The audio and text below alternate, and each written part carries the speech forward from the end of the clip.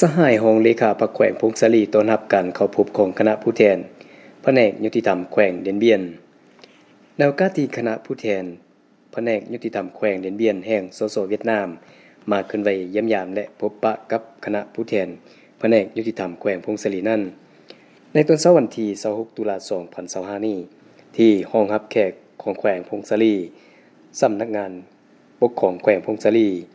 สหายสันติแก้วยะซานรองเลขาพรรคแขวงหัวหน้าคณะจัดตั้งแขวงพงศลี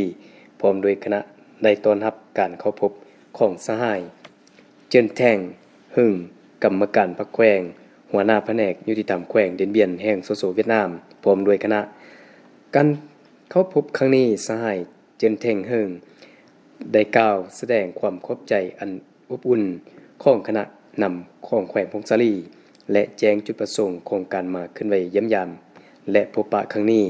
ให้สหายโหเลขาพรรคแขวงพงศลีรับทราบจากนั้นสหายสันติแก้วยะซานได้กล่าวแสดงการต้อนรับการมาขึ้นไว้เยี่ยมยามและพบปะครั้งนี้โดยไมตรีจิตมิตรภาพความสามัคคีแบบพิเศษระหว่างสองชาติเวียดนามลาวเว้าเฉพาะแขวงพงศลีและแขวงเดียนเบียน